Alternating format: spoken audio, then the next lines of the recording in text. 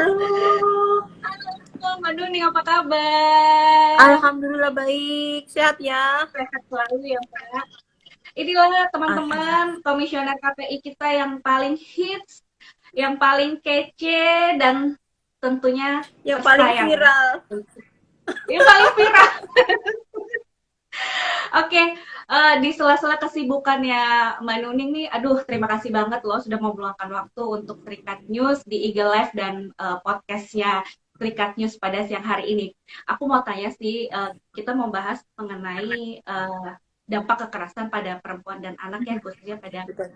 tayang televisi. Sebenarnya yang menjadi prinsip utama dari KPI sendiri ini apa sih untuk mengontrol ataupun mengawasi tayang-tayangan televisi ini? Dan nanti itu akan kita akan membahas juga mengenai aturan atau pedoman P3SPS ini masih relevan atau enggak? Monggo, Mhm. Mbak Nuning, bagaimana? Baik, kasih Mbak Eta. Senang sekali bergabung di Serikat News.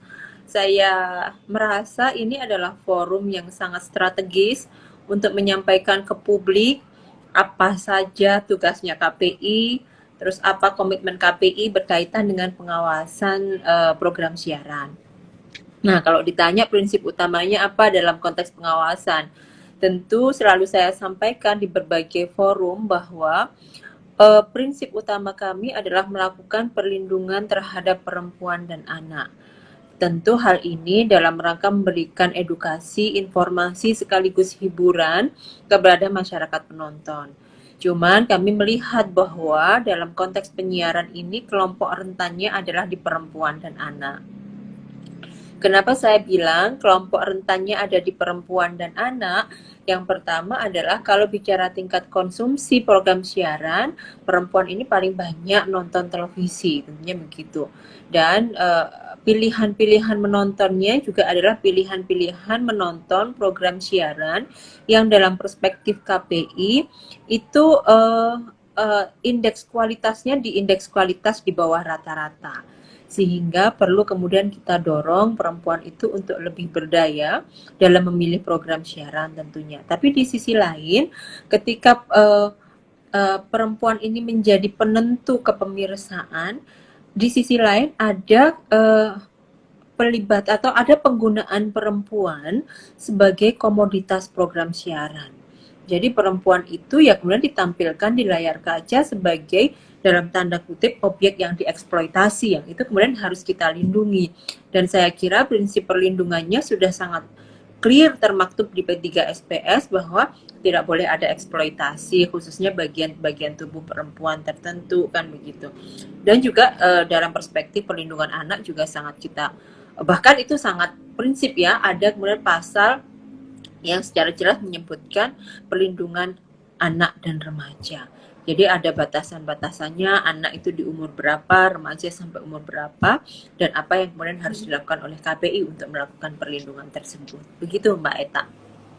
Oke, terima kasih Mbak Nuning. Lalu sebenarnya posisi KPI sendiri bagaimana sih dalam menyikapi kekerasan perempuan dan anak ini? Apakah ada kerjasama dengan KPAI atau mungkin Kementerian PP Perempuan Anak ya, PPAP Ya, ya, betul. atau mungkin dengan beberapa lembaga-lembaga mungkin LSM kan banyak tuh yang memang mereka fokus untuk perempuan dan anak itu Baik, bagaimana? benar.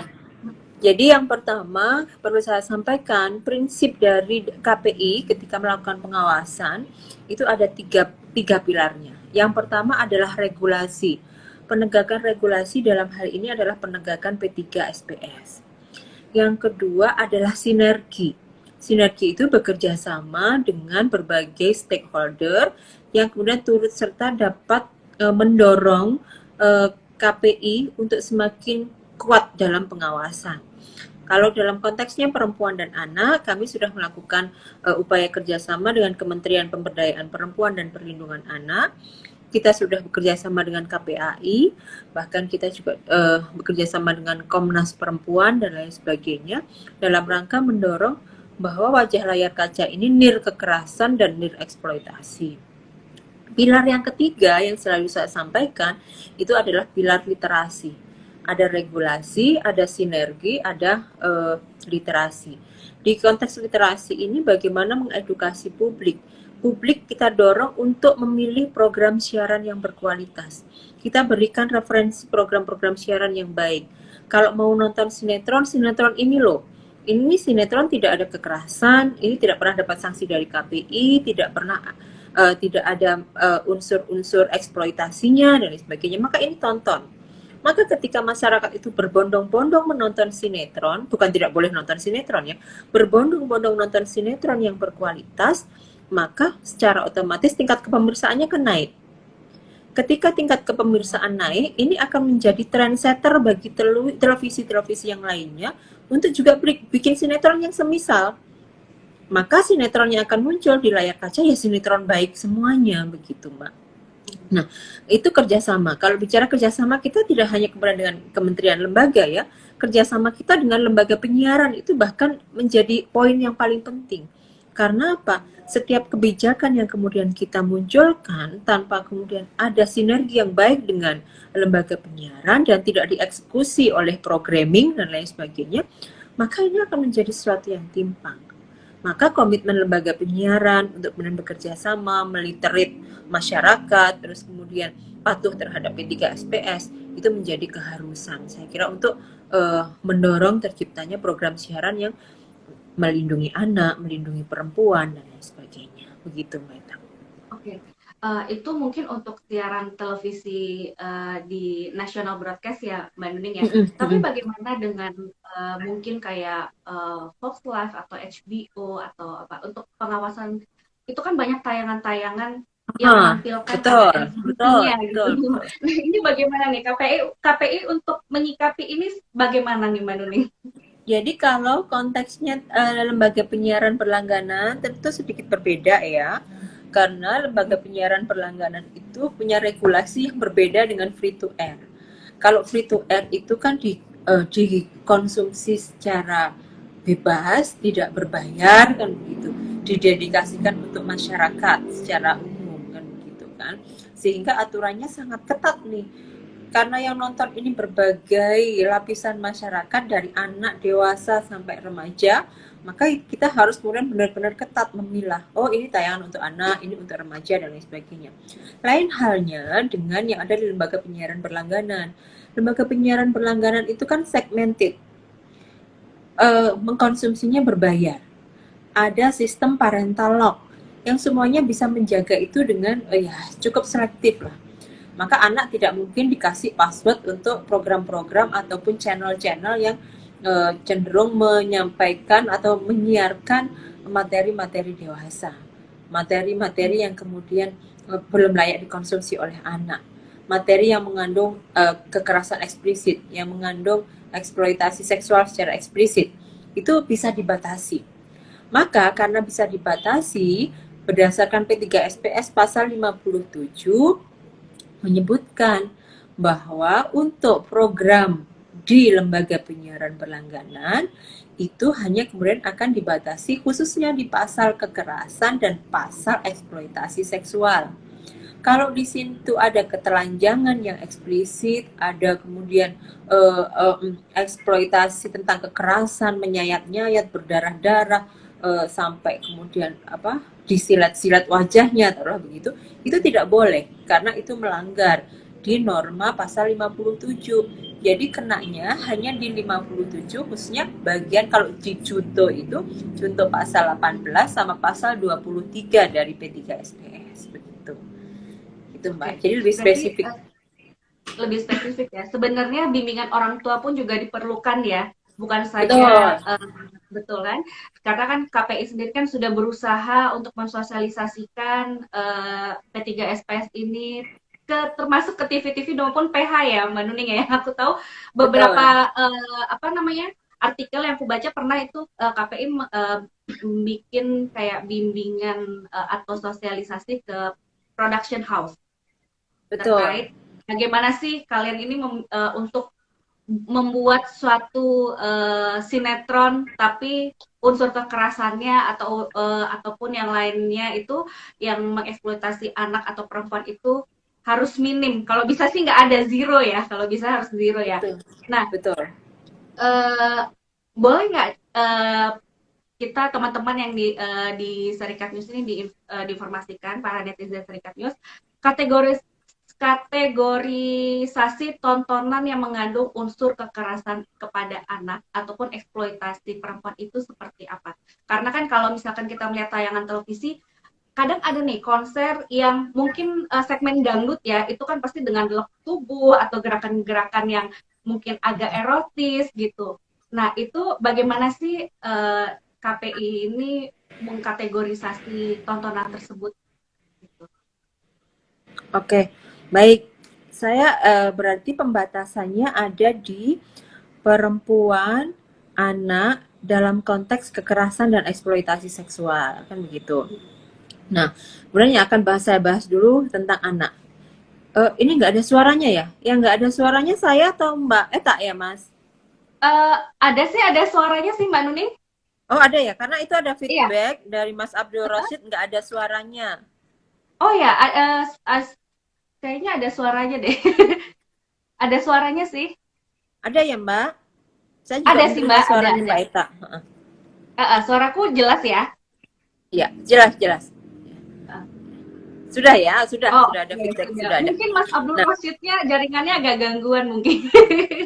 sinyalnya kali ya, sinyalnya Mas Iya, Abdul Rosyid. iya. Jadi saya balik lagi, ketika bicara kekerasan dulu, kekerasan fisik maupun verbal terhadap perempuan. Ketika kemudian selalu mengeksploitasi bahasa-bahasa pelakor lu dan lain sebagainya, kamu perebut suami orang, macam-macam. Itu bagian dari kekerasan yang eksplisit yang ditampilkan. Kalau kemudian itu ditayangkan tanpa kemudian ada negasi, tanpa ada kemudian mendudukkan persoalan secara benar, maka itu adalah eksploitasi yang nyata yang kemudian tidak ada negasinya sama sekali, dan itu salah menurut saya. Ketika itu ada fakta kekerasan terhadap perempuan, itu ya tidak boleh. Kamu ini kayak apa, dasar pembantu, dasar perempuan jalang, dan lain sebagainya. Maaf saya menyebutkan itu contoh. Maka itu adalah sesuatu yang kemudian dilarang. Maka ketika ada hal tersebut, itu kemudian pasti akan mendapatkan sanksi dari KPI, itu yang pertama. Yang kedua, ada juga pelabelan negatif terhadap perempuan. Pelabelannya adalah janda dibunuh karena merebut suami orang.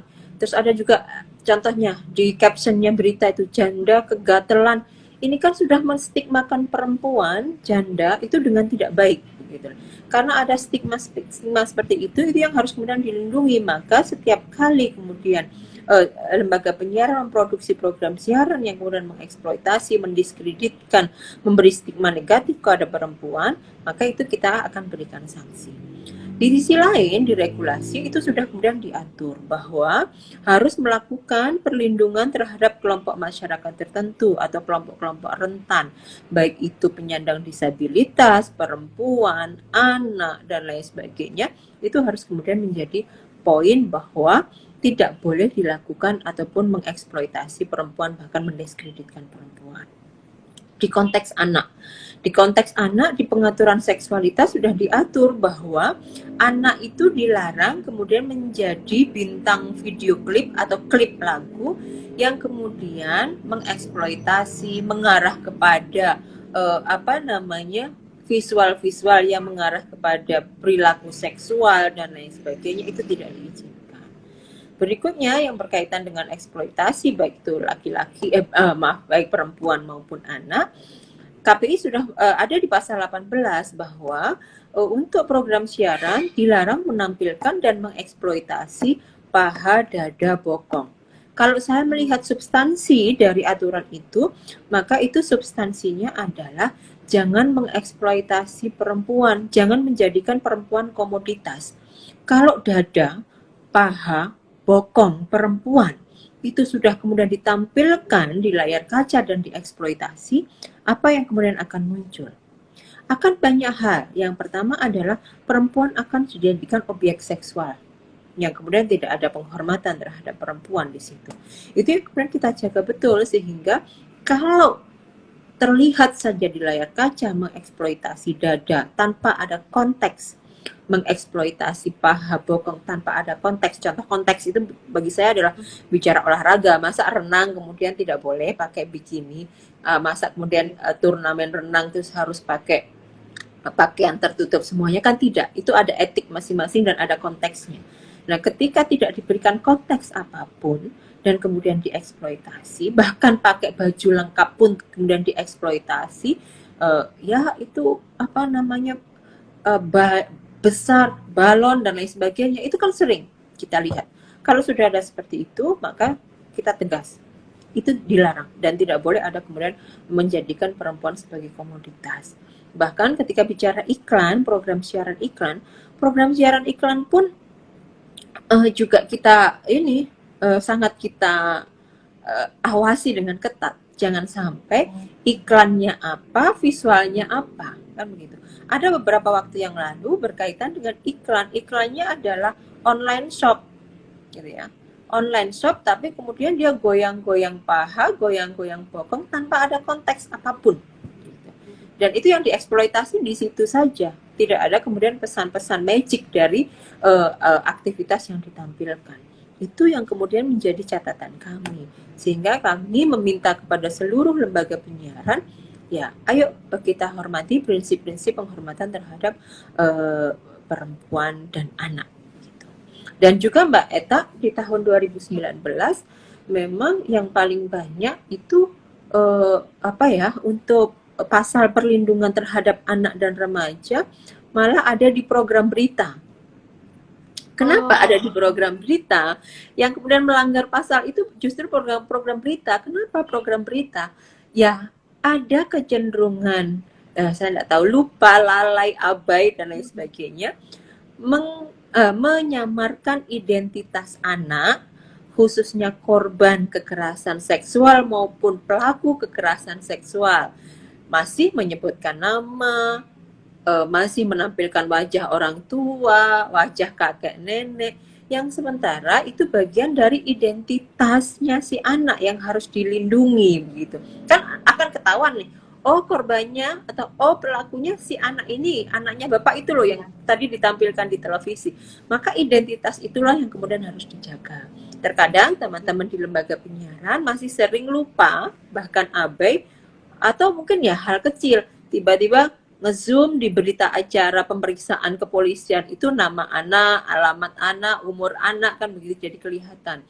Anak yang di bawah 18 tahun, karena definisi anak adalah 0 sampai 18 tahun, maka ketika kemudian dalam konteks menjadi korban kekerasan seksual atau pelaku kekerasan seksual, maka identitasnya harus disamarkan dalam upaya perlindungan.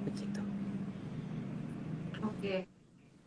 Tapi kalau kita tentang penyamaran tadi ya Mbak Nuning, mungkin kayak kasus yang yang di daerah Jakarta Barat tuh yang Slenderman ya, yang si anak mungkin ada sedikit karena dia sendiri melakukan kekerasan, tapi dia juga korban dari kekerasan. Itu kan sempat tuh waktu itu wajahnya tuh nggak di blur gitu, sempat ada di beberapa tayangan televisi. Dan bahkan di pemberitaan pun juga yang kayak media sosial itu beberapa video itu sempat diupload sih. Itu bagaimana menurut Mbak Nuni? Ya, seperti itu kan? kalau itu tampil di TV, saya nanti kalau memang KPI belum sanksi, kita akan evaluasi.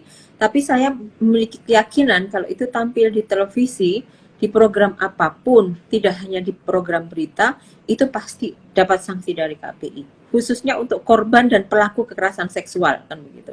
Itu bagi kami prinsip untuk perlindungan anak, meskipun dia pelaku, dia ini masih anak yang kemudian harus kita lindungi. Ada potensi kerentanan dari dampak ditayangkannya mereka di televisi. Mereka ini kan butuh kemudian masih dalam konteks pendampingan. Mereka belum bisa kemudian dimunculkan dalam representasi dirinya sendiri karena belum dewasa, sehingga perlu ada pendampingan. Maka pendampingan pun juga pendampingnya kalau orang tua langsung, maka orang tua pun harus kemudian di-blur, wajahnya disamarkan. Kalau kemudian adalah kuasa hukum, pendamping, dan lain sebagainya, maka boleh. Saya kira bisa kemudian mendudukkan persoalan sebagaimana mestinya, tapi tidak kemudian bisa terbaca identitas anak yang didampingi oleh pendamping profesional tersebut begitu. Kalau di sosmed, Mbak Eta, memang itu menjadi PR kita bersama. Saya kira kok yang ini menjadi keresahan bersama, baik kami di KPI maupun masyarakat secara umum. Kalau saya bilang, bisa kita bandingkan secara kasat mata. Kita coba jajarkan gitu ya. Di sini TV, di sini YouTube lah, saya sebut saja YouTube. Bagaimana kemudian konten-kontennya, kalau kita bikin checklist begitu ya, apakah di TV ada muatan eksploitasi seksualnya? Pasti jawabannya tidak. Apakah di sosmed ada unsur eksploitasi seksualnya? Banyak pasti jawabannya. Dan apakah ini kemudian ada pengawasannya? Sampai hari ini belum. Kalau kemudian ada eksploitasi seksual, oke, ada di ini aturannya undang-undang pornografi, porno aksi dan ITE, tentunya itu yang akan mengatur. Tapi sejauh mana? Apakah kemudian ya kasus kayak video viral macam-macam yang hari ini banyak beredar yang belum ada kejelasan, itu kan masuk di wilayah pidana. Dan yang lain-lain yang kemudian memicu, yang mungkin kadarnya tidak kadar sampai berhubungan seksual, itu kan tidak kemudian diatur. Yang kemudian ekstrim pengaturannya di televisi itu adalah menampilkan ciuman bibir, atau bukan hanya ciuman, seolah-olah berciuman bibir saja itu sudah tidak boleh. Itu tegas. Gitu. Tapi kalau walaupun itu sebenarnya tidak dilakukan, tapi dengan memperagakannya saja itu juga tidak boleh ya, Mbak Nini ya? Betul, tidak boleh. Itu diatur secara eksplisit di pasal 18. Itu tidak diperkenankan, kan begitu. Nah, sedangkan di sosmed kita lihat, kalau ciuman bibir biasa kita dapatkan. Bahkan keintiman-keintiman yang kemudian mengarah kepada hubungan seks dewasa dan lain sebagainya, ada kemudian mengarah ke hal-hal seperti itu. Bahkan eksploitasi paha dada bokong, kalau disuruh cari sekali search juga sudah akan ketemu banyak sekali, kan begitu. Nah, ini yang kemudian menjadi keresahan kami, dan saya kira ini menjadi keresahan semuanya, sehingga perlu ada kemudian pengawasan, pengaturan dan lain sebagainya. Saya cukup berbahagia ketika melihat beberapa waktu yang lalu YouTube coba melakukan upaya dengan artificial intelligence-nya untuk kemudian men-take down materi-materi yang berorientasi pada eksploitasi seksual, radikalisme, terorisme, dan lain sebagainya. Itu sudah mulai mengarah yang lebih baik. Cuman memang standarnya, standar YouTube sama standar kemudian regulasi yang ada di KPI, khususnya berkaitan dengan penyiaran, tentu kan sangat berbeda. Sehingga ya yang di take down sama YouTube mungkin tidak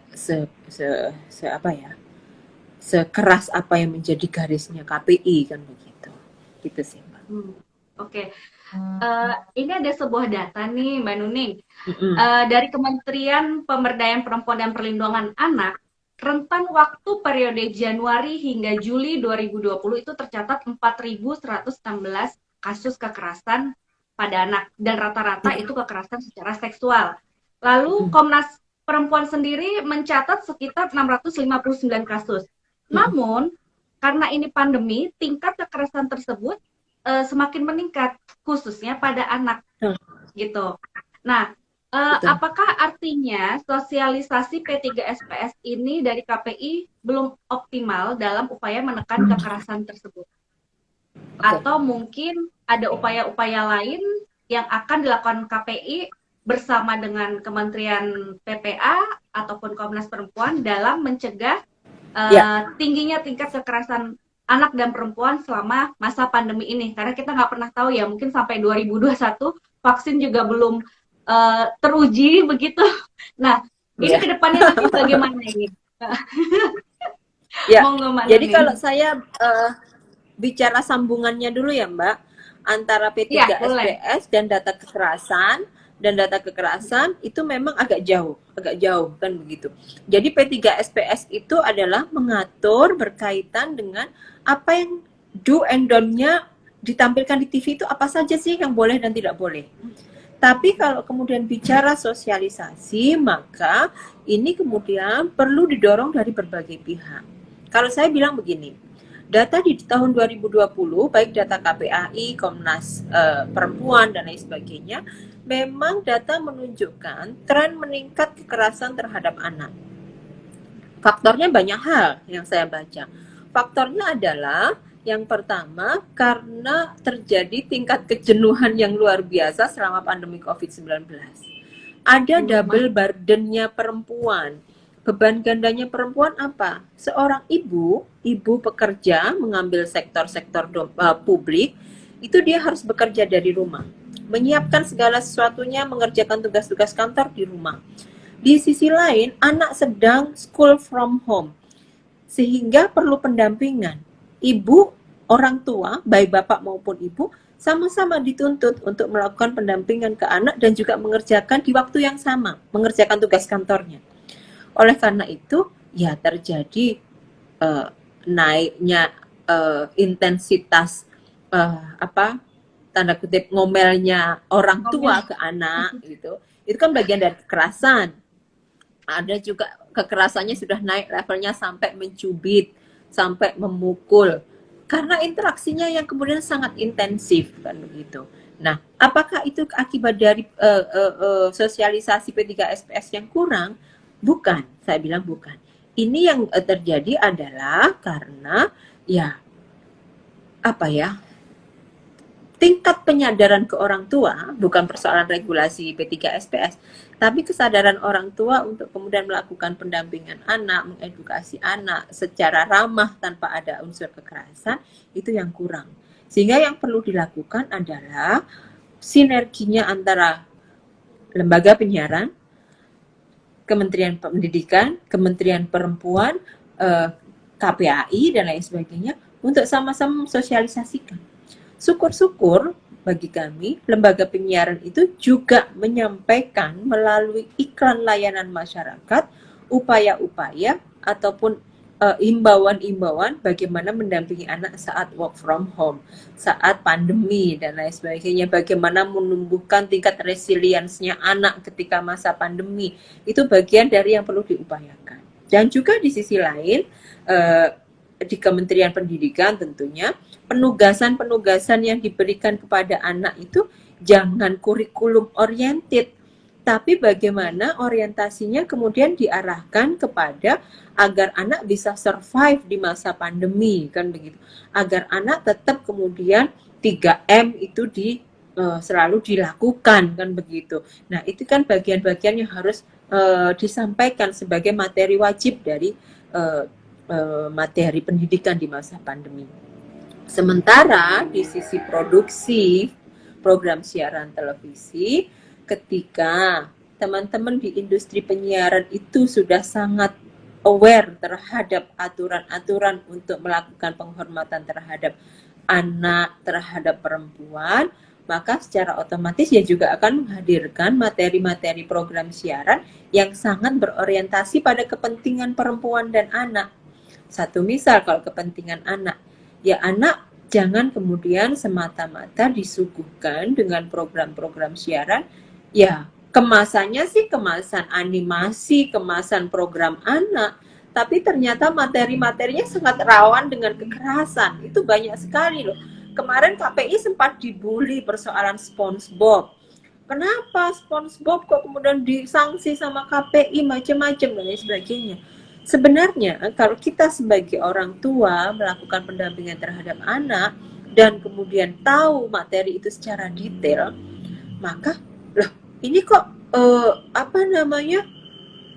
keras banget. Satu misal di situ ada kemudian dua pemain ataupun dua tokoh animasi yang kemudian saling pukul-pukulan, tampak lucu, tapi kemudian secara substansi ini adalah mengajarkan, loh jangan-jangan ketika di sekitar anak ada palu, dia main pukul-pukulan palu aja dengan biasa. Tapi ujung-ujungnya ya kemudian akan terjadi ya kekerasan, berdarah-darah kan seperti itu. Itu yang kami jaga betul. Sehingga Ya, kalau kemudian kita dudukkan di persoalan yang sebenarnya dan konteksnya apa, KPI tidak kemudian ada pretensi sedikit pun tidak mendukung program-program animasi. Kita dukung, tapi program animasinya harus program animasi yang ramah anak. Jangan sampai ada out of the gumbal ya, kalau tidak salah animasinya. Yang di gumbal itu ada juga yang kemudian mengajarkan menyampaikan pesannya itu seorang ayah marah-marah, datang dari kantor marah-marah, terus kemudian anaknya minta makan. Makan sudah semua duduk di meja makan, ada 3 anaknya bersama istrinya. Bapaknya kemudian ngambil spaghetti, mengambil piring dulu, ngambil piringnya dibanting-banting di meja anak-anaknya. Habis itu ngambil spagettinya tidak ditaruh piring, tapi kemudian ditaruh di wajah anak-anaknya. Nah, ini kan bukan animasi yang lucu saya kira. Ini animasi yang menyesatkan dan bahkan kemudian syarat dengan kekerasan. Kalau ini dibiarkan oleh KPI dan dianggap sebagai sebuah materi yang ramah anak, ini KPI dosa besar lah saya kira begitu gitu lah. Nah, itu Mbak Eta. Oke, Mbak Nuni, terima kasih. Lalu selama pandemi ini bagaimana sih KPI menerapkan aturan P3SPS ini khususnya pada pasal perlindungan anak dan perempuan terhadap pengawasan tayangan televisi? Karena kita tahu nih Mbak Nuning, ketika pandemi ini kan banyak batasan-batasan yang tidak boleh syuting dan lain sebagainya gitu kan. Artinya kan mau tidak mau lembaga penyiaran ini harus meriran sinetron-sinetron atau mungkin tayang-tayang sudah ada, dan bahkan mungkin ada terselip mungkin ada yang lupa ngedit nih gitu karena udah rerun, jadi dipikirnya sudah aman terus tayang, ternyata ada ya itu tadi mungkin yang kayak mau adegan berciuman atau adegan mungkin ngomel-ngomel atau bullying seperti itu. Bagaimana nih Mbak Nuni? Ya, Kalau boleh tahu bocoran dong, sudah ada disanksi nggak sih dari TV nasional ini lembaga penyiaran yang terkait dengan penayangan itu gitu? untuk yang prokes ya Mbak. eh Tadi itu ada pertanyaan sih ya. Kalau kalau ini aku dari Yudi ya kalau nggak salah ya. Itu juga dia juga menanyakan hal yang sama dan beliau juga memberikan masukan kenapa sih KPI juga tidak membuat mungkin iklan layanan masyarakat terkait hal tersebut gitu. Oke. Yang mungkin bisa disebar di ini ya di lembaga penyiaran ya. Ya. Monggo Mbak Nuning. Yang pertama berkaitan dengan apa namanya protokol kesehatan. Protokol kesehatan dulu ya. Bagaimana selama ini? Boleh. Ya, di protokol kesehatan KPI sudah mengeluarkan surat edaran 2 kali untuk khususnya tayangan di masa pandemi COVID-19. Surat edaran itu kemudian menghimbau kepada seluruh lembaga penyiaran untuk membuat yang namanya iklan layanan masyarakat berupa protokol kesehatan, mengajarkan protokol kesehatan. Dan kami kemarin sudah menggelar anugerah KPI dan kami sudah menilai iklan layanan masyarakat yang kemudian berorientasi pada menyampaikan pesan-pesan protokol kesehatan itu sudah cukup banyak. Bahkan kalau bicara frekuensi, ada kemarin 1 stasiun televisi yang selama masa pandemi itu frekuensi penayangan ILM-nya sampai 7.000 spot iklan. Jadi kalau kita bicara komitmen teman-teman lembaga penyiaran sudah sangat luar biasa. Itu ILM dalam bentuk komersial break. Belum kalau kemudian dalam bentuk superimpose, built-in, itu sudah disampaikan. Bahkan tidak hanya di program berita, di program sinetron itu sampai kemudian ya protokol kesehatan disampaikan secara eksplisit sebagai materi-materi sinetron. Saya kira hari ini semua lembaga penyiaran itu peduli pandemi, menyampaikan dengan sangat clear pesan-pesan protokol kesehatan untuk berhati-hati dan lain sebagainya. Cuman memang di awal-awal itu kita temukan Mbak Eta, di awal itu kita temukan ada juga stasiun televisi yang kemudian reporternya itu pakai masker nuklir itu kan. Nah, ketika pakai masker nuklir begitu, apa yang di benak masyarakat? Yang di benak masyarakat adalah ya semuanya, oh ini ngeri kali ya, reporter aja pakai masker yang begitu, saya pakai masker yang biasa-biasa aja. Seberapa menakutkan, sebelum kemudian diimbangi dengan upaya-upaya kesehatan yang lainnya. Kan itu tidak boleh kemudian menciptakan kepanikan, terus kemudian masyarakat semakin stres dengan tampilan-tampilan apa ya, presenter maupun reporter pemberitaan yang semakin menakutkan. Saya kira begitu. Nah, kalau bicara persoalan produksi di televisi, saya kira hari ini televisi ini adalah lembaga yang paling kreatif mengemas program siarannya di berbagai kondisi. Saya sudah melihat teman-teman lembaga penyiaran apa namanya, bagaimana di depan kamera sudah sangat menjaga jarak, menggunakan APD, meskipun memang kalau bicara face shield itu kan masih sangat potensial, lebih potensial terpaparnya daripada menggunakan masker. Cuman di sisi lain harus kemudian disampaikan pula kepada publik bahwa ketika di televisi itu adalah penyampai pesan, maka pesan itu kan harus clear begitu. Ketika harus clear, maka kalau wajah kemudian ditutup kalau begitu, maka pesannya kan tidak akan tersampai dengan clear. Maka kemudian yang kita minta pakai face shield, jaga jarak. Jangan sampai ada sudah pakai face shield tapi masih tetap gendong-gendongan, masih tetap peluk-pelukan, masih tetap ada aktivitas-aktivitas tanpa physical distancing. Itu yang kemudian salah. Dan kalau kemudian itu kita dapatkan, pasti kita akan berikan sanksi. Memang ada beberapa waktu yang lalu dalam pemantauan kami itu ada yang kemudian kontak fisiknya sangat erat, dan itu sudah kita ingatkan kepada televisi yang bersangkutan. Begitu Mbak. Oke, terima kasih Mbak Nuning. Nah, satu lagi nih Mbak Nuning.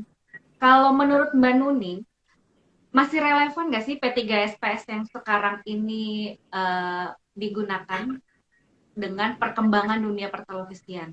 Dan kenapa media daring atau media sosial itu belum bisa dijamah ya, maksudnya belum bisa diawasi oleh KPI? Ada nggak usaha-usaha dari KPI untuk bisa masuk dalam pengawasan di media sosial atau media daring? Mungkin bisa melalui RUU penyiaran. Kita kan tahu Omnibus Law sudah diketuk palu, tapi kan masih ada RUU penyiaran nantinya kan yang akan digodok lagi di DPR. Monggo Mbak Nuning. Iya, kalau ditanya masih relevan atau tidak, saya jawabnya masih. Karena aturan-aturan itu masih aturan-aturan yang sangat bisa digunakan untuk memberikan batasan-batasan kepada lembaga penyiaran dalam menyiarkan program siarannya untuk tetap melindungi perempuan dan anak. Cuman memang kalau bicara P3SPS, kalau kebutuhannya adalah harus jauh lebih detail lagi bicara eksploitasinya itu dalam bentuk apa. Karena tidak diatur juga di P3SPS itu seperti eksploitasi yang saya bilang tadi, mendiskreditkan perempuan sebagai objek, perempuan distigma, perempuan didiskriminasi, itu tidak ada. Tapi yang kemudian ada adalah yang kemudian sangat teknis terbaca di layar kaca. Contohnya umpatan mendiskreditkan perempuan. Yang kedua, mengeksploitasi paha, dada, bokong. Sebenarnya eksploitasi terhadap perempuan itu tidak hanya seputar paha, dada, bokong, kan begitu. Ada banyak hal. Eksploitasi tentang profesi dan lain sebagainya. Bicara pekerja seks komersial dan lain-lain, itu akan bagian dari ketika ditampilkan secara eksploitatif, itu akan mendiskreditkan perempuan. Nah, memang sudah diatur sih ketika ada menampilkan pemberitaan tentang pekerja seks komersial begitu, maka harus disamarkan. Karena apa? Contoh nih, berita tentang penggerbekan itu biasanya kan langsung disorot nih tempat penggerbekannya. Di situ ada banyak perempuan yang akhirnya itu akan memunculkan stigma, ya perempuan itu adalah ya pekerja seks, mereka dieksploitasi, mereka adalah masyarakat kelas 2 dan lain sebagainya, itu yang tidak diperkenankan. Kalau bicara relevansi masih relevan. Yang kedua adalah bicara perlindungan terhadap anak. Perlindungan anak memang diatur secara sangat umum. Kalau saya bilang, saya terus terang ini, pasal 15 itu adalah pasal sapu jagat. Kenapa saya bilang pasal sapu jagat?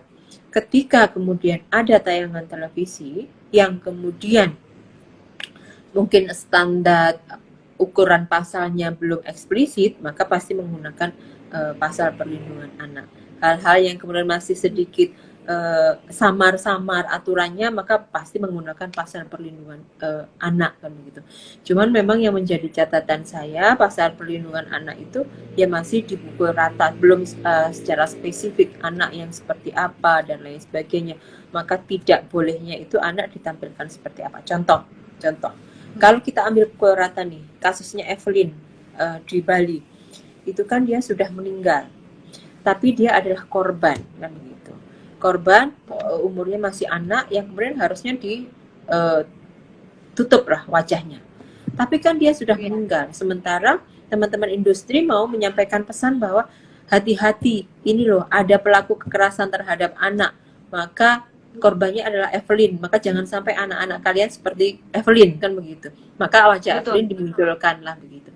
Nah, ini kemudian harus dispesifikkan. Spesifikkan itu artinya ya kalau konteksnya seperti ini maka boleh, konteksnya adalah eksploitasi maka tidak boleh.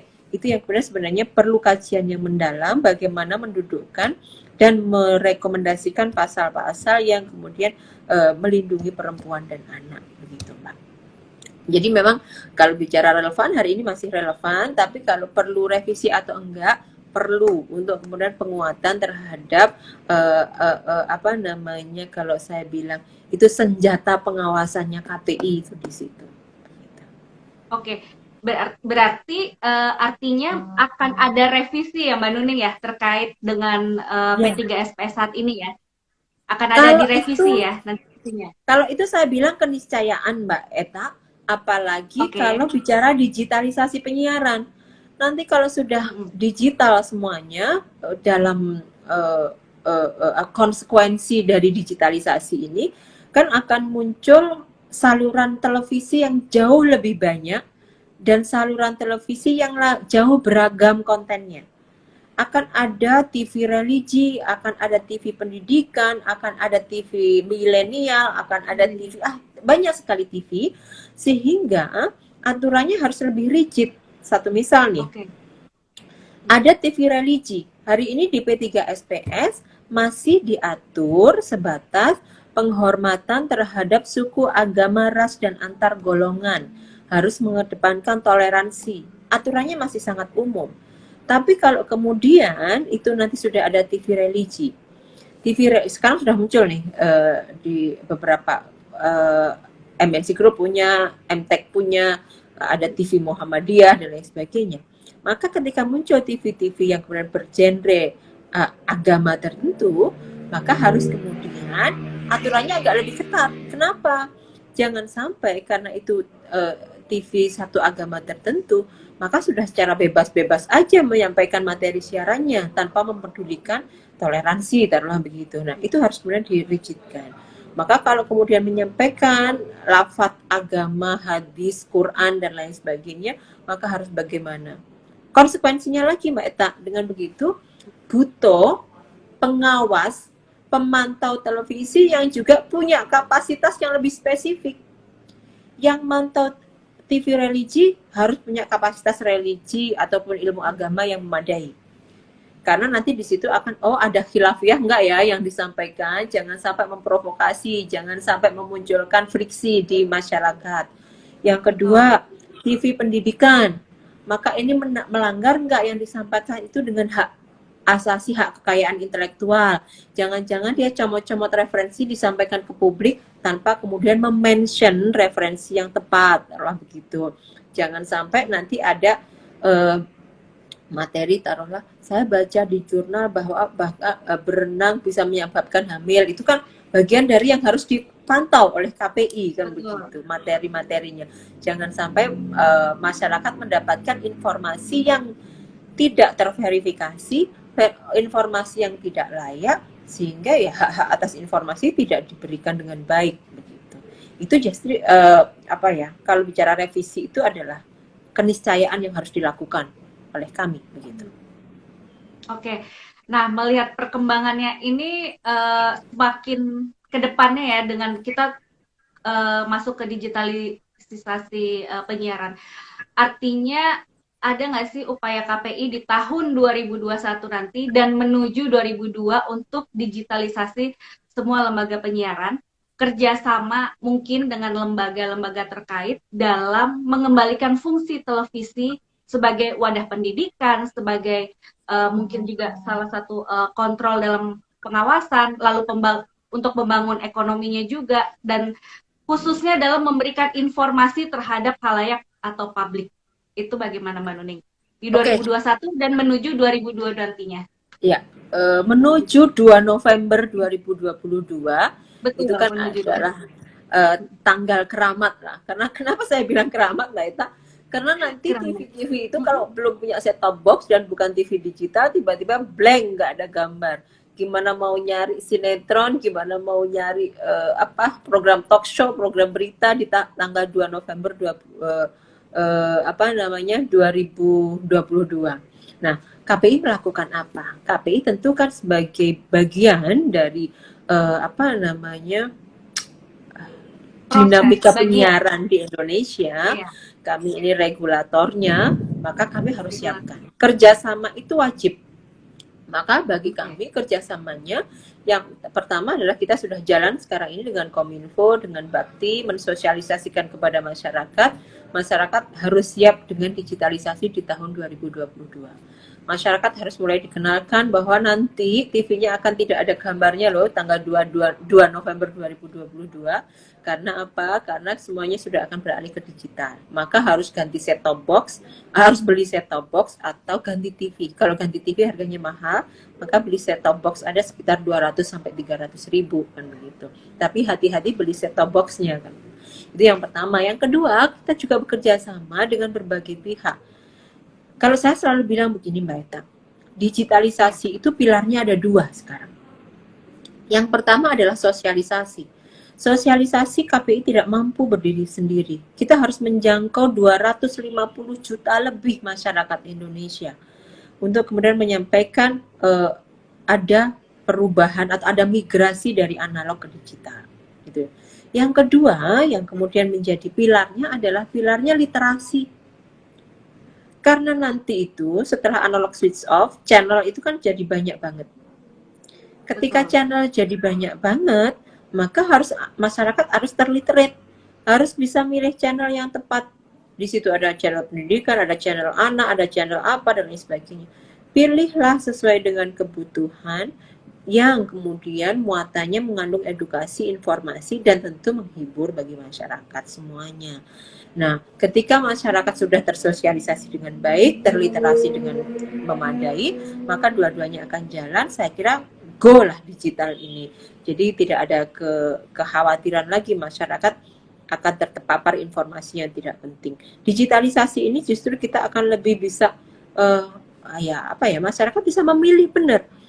Pilih channel ini saja yang kemudian saya butuh. Mahasiswa tentu akan pilih channel edukasi untuk menambah pengetahuan tidak hanya dari dosennya di kampus tapi kemudian dari materi-materi televisi. Saya lihat sekarang saya masih lihat di Gunadarma TV saja sih Mbak Eta, di situ sudah mulai nih profesor-profesor sudah menyampaikan materi kuliahnya melalui saluran televisi. Coba bayangkan kalau harus sekolah di Gunadarma bayar berapa, kita dapat ilmu itu kan sangat susah ya. Kita sekarang sudah bisa nonton aja di televisi, kita bisa ngikutin dengan cukup baik kan begitu. Nah, masyarakat dimudahkan dengan digitalisasi ke depannya begitu. Ini ada Mbak Rinda mengurangi konsumsi berita, itu benar. Mbak Ita juga bisa cerita deh mungkin.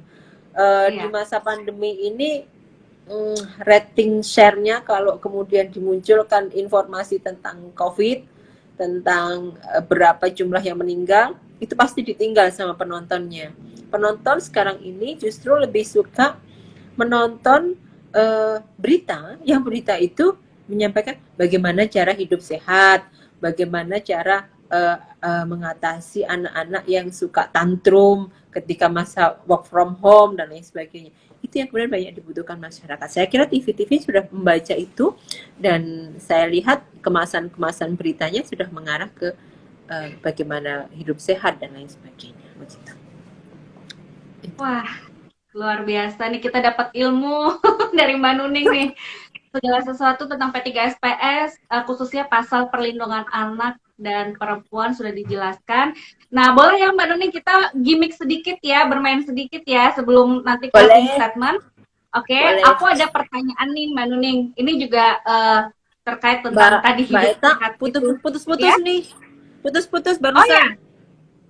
oke. Sudah jelas Mbak Nuning? Mungkin karena Udah. hujan kali ya. Iya kali.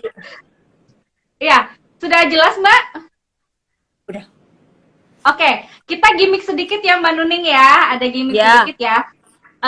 Jawab cepat ya, ini ada dua pilihan. Milih sepeda atau motor? Mbak, nggak dengar. Oh, tidak. Iya, Ini, putus-putus. keputus-putus ya? Ini Ya. karena lagi hujan sih ya soalnya ya. Uh-uh. Nah, Mbak Nuning, halo? Ya, halo.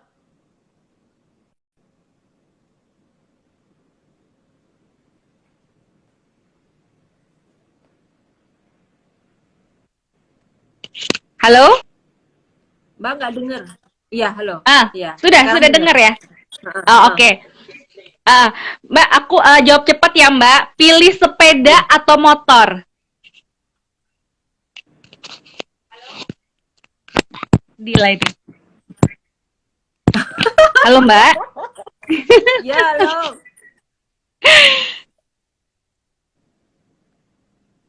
Mbak, aku Pilih apa sih? dijawab cepat ya Mbak. Ada dua pilihan nantinya. Gimik ya kita. Sepeda atau motor? Sepeda. Oke. Nasi atau roti? Nasi. Kopi atau susu? Susu.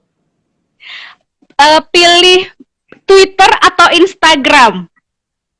Apa, Mbak? Apa? Coba diulangi. Pilih Twitter atau Instagram? Instagram. Oke. Musik dangdut atau musik pop? Dangdut. Dangdut. Oke. Yang terakhir, pilih berkarir di lembaga penyiaran atau menjadi entrepreneur woman? Entrepreneur woman. Wah, luar biasa. Mbak Nuning. Berarti setelah ini akan ada usaha baru ya Mbak Nuning ya? Mudah-mudahan. Menjadi seorang, amin. Nanti kita boleh lah diajak ya Mbak Nuning ya. Kerja sama bareng. Oke, boleh Mbak Nuning memberikan sedikit closing statement-nya sebelum kita akhiri bincang santai kita siang pada hari ini. Mungkin ada yang mau disampaikan ke para netizen dari Serikat News ataupun dari KPI dan teman-teman yang lainnya. Monggo Mbak Nuning. Oke, baik. Saya izinkan dulu ya Mbak menyapa. Ada banyak sekali. Ya, boleh. Ada Mbak Fajriah Safril, Mbak Awid, ada Fitri, ada Dian, ada Mbak Ukrim, ada Mbak Rin. Mbak Rinda ini istrinya Mas siapa tuh Mbak? Zami ya? Ya, Zami, bener. Dia Betul. juga Halo Mbak Rin. ya. Iya. Terus ada Nani, ada Mas Abdul Rosid, ada Dita, ada Ani tadi yang sudah bergabung. Terima kasih. Prinsipnya saya mengajak semuanya yang sudah bergabung di sini, mari membantu kami di Komisi Penyiaran Indonesia untuk turut melakukan pengawasan terhadap konten program siaran. Apabila ada materi-materi yang kemudian dianggap tidak memberikan edukasi dan informasi secara baik, maka sampaikan kepada kami di Komisi Penyiaran Indonesia. Selain itu, kami juga nitip di forum ini, mari kita sampaikan ke sanak saudara tetangga kita bahwa tanggal 2 November 2022 pukul 00 layar kaca kita nanti tidak akan ada gambarnya kalau kita tidak segera beralih ke membeli set-top box atau kalau memang mungkin kan bisa ganti televisi menjadi televisi digital. Karena apa? Benefit dari perpindahan teknologi dari analog ke digital ini akan sangat banyak dalam rangka menguatkan ekonomi bangsa dan juga dalam rangka memberikan informasi yang dengan kualitas yang sangat bagus kepada masyarakat. Demikian, terima kasih semuanya. Assalamualaikum Terima kasih Mbak Nuning. Sampai jumpa kembali ya Mbak Nuning. Terima Sampai kasih, jumpa. sukses selalu untuk KPI-nya, untuk literasi medianya, bicara siaran baiknya. Sukses selalu buat semuanya. Assalamualaikum Amin. warahmatullahi wabarakatuh. Sehat selalu. Satu.